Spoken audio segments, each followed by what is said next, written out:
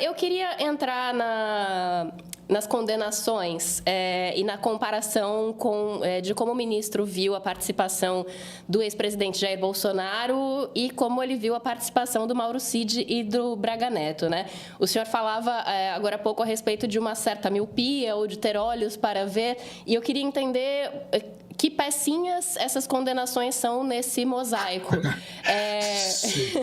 Porque... Estamos em Ravenna, né? Então, exatamente. Então, assim, a gente tinha uma ideia, né, de que um ajudante de ordens cumpre ordens.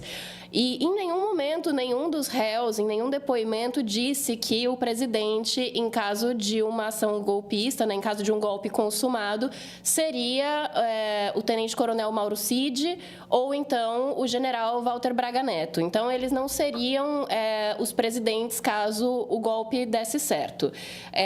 Ao mesmo tempo, o ministro condena esses dois e não vê nenhuma culpa em relação à abolição violenta do Estado Democrático de Direito em Jair Bolsonaro. E aí tem várias questões em torno dessas condenações de Mauro Cid e de Braga Neto e da não condenação no voto do ministro Fux do ex-presidente Jair Bolsonaro, primeiro em relação a como fica a figura da delação premiada, porque o Cid fez uma delação e acabou sendo condenado quando, na verdade, a pessoa que ele delatou não foi. Como é que fica essa figura jurídica?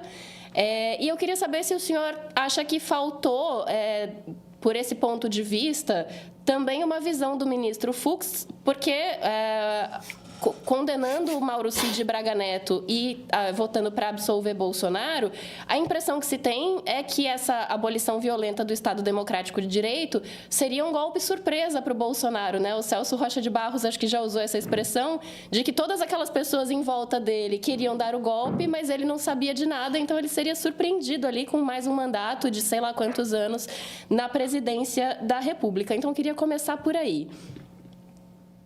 Eu não vou usar a expressão mentiu que o Celso usou, eu vou preferir técnica, porque se eu fosse jornalista também escreveria sobre a mentira, né?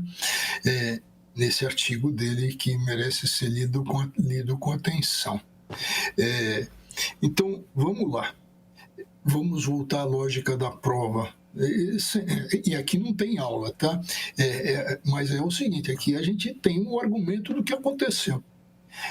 Eu não sei, pouca gente notou, mas os técnicos, os operadores do direito notaram que sobre atentado violento ao Estado Democrático de Direito, tá?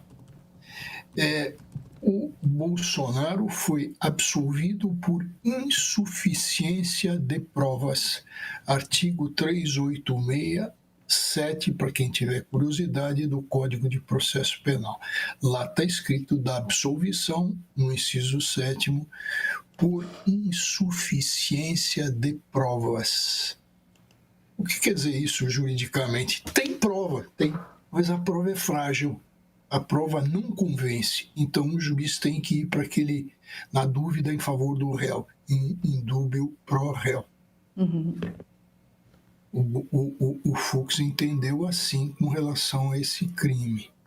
E com relação ao Mauro Cid, ele entendeu que as provas eram suficientes. Então,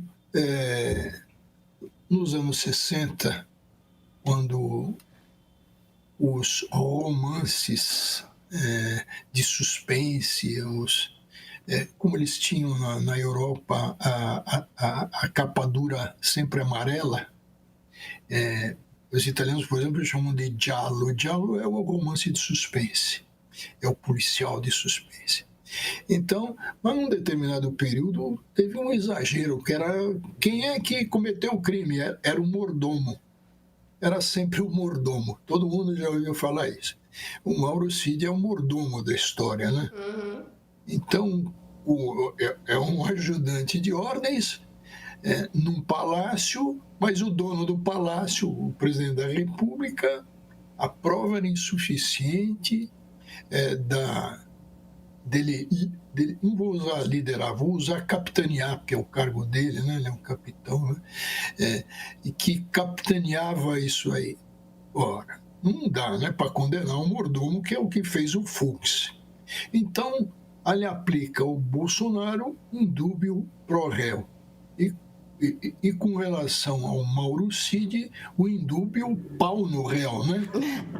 Porrada no réu. É uma coisa assim inacreditável, porque como você falou lá atrás, agora eu já não sei se foi você, Luiz, ou se foi a Flávia, como é que o Cid vai assumir a presidência? Mas ele articulou tudo, ele fez tudo isso aí e tal. É ele, o Braga Neto. Então era o Braga Neto, que era um general, mas o Cid, puxa, que oficial que a gente tem, assim, em termos de... Imagine esse sujeito na guerra. Se na política ele já arma tudo isso, numa guerra, então, coitado do adversário, do país adversário. Então, veja, não dá. Por isso é que eu falei nesses fios soltos, né? Então, forçou a mão. Por quê? Não tem besta lá no Supremo e não tem besta do nosso lado também, né? Não estou falando do nosso, jornalistas, operadores do direito, pessoas que se interessem por ela, não tem besta, né? Então, veja, o Fux não condenou os que foram usados como massa de manobra, entendeu? Que o Supremo era competente até para apreciar tal. Inclusive por abolição violenta, né, professor? Ele viu a abolição violenta do Estado Democrático ali. Eu já chego daí eu estou acreditando do que o Nelson Hungria quis sair da sepultura, para pegar o Fux quase que eu falo, pelos cabelos de novo, pelo pescoço. Então, aí a gente vai voltar. Mas o ponto, e deixa eu ver se eu não me perco, com relação a que a gente estava falando, que diz respeito à insuficiência de provas e a prova. Ora, tem um ponto. Não seria o próprio Mauro Cid o beneficiado do golpe? Era disso que o senhor estava falando. Que é essa questão. A quem interessava tudo isso? Ao Mauro Cid? A quem ainda interessa tudo isso? Quem é que está agitando lá nos Estados Unidos? A quem interessa? E outra coisa que eu não estou falando, nós não somos bestas, então quando o Fux condena alguém, pega lá o mordomo, veja que incoerência, ele não ia sair de lá e com o Brasil inteiro falar, condenou os magrinhos. Ele precisava condenar alguém ali, para ter coerência. Senão, o Brasil é isso aí, os pequenos se danaram. Então, esse é um ponto, ele precisava condenar alguém. E aí chegou até o Braga Neto, né? E aí, vamos condenar alguém, um delator, um traidor, entre aspas, tá? Aquele que foi procurar premiação. Ora, dá para passar para a cabeça de alguém que um ajudante de ordens, quer dizer, e ainda ele falou, foi ajudante de ordens, esse é o cargo. Olha, ele é ajudante de ordens ou ele é que dava as ordens e pelas costas do Bolsonaro, que não sabia de nada, que nunca teve. Esse é um ponto a destacar. Outro ponto aí, também, dessa decisão, com relação agora ao Braga Neto. Todo mundo estava esperando a absolvição do Braga Neto na toada que ele ia indo, né? Ele analisou o ex-ministro da Defesa na toada, o Braga Neto. De repente, como é que ele ia ficar perante o Moraes, perante o Supremo, com ministros ameaçados de morte, que ocorreu com Kids Pretos, tal, de repente ele admitiu que o Braga Neto comandava um grupo para matar, um grupo de sanguinários. E esse grupo de sanguinário, bom, então vamos fazer uma média com Moraes, tá? E que melhor, eu condenei o cara que estava articulando para matar você. Não soou isso também. Deu essa ideia. Não estou falando, o Braga Neto está aliado, estava no golpe e tal, com tudo, não há dúvida a respeito. Eu estou falando do voto do Fux, que de repente resolve deixar alguém fora.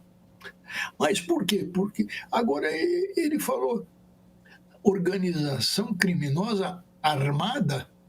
Será que ele esqueceu que os Kids Pretos, que estavam armados até os dentes, não estavam nesse contexto, não iam atuar? Tinha violência ou grande ameaça? Teve violência, sim.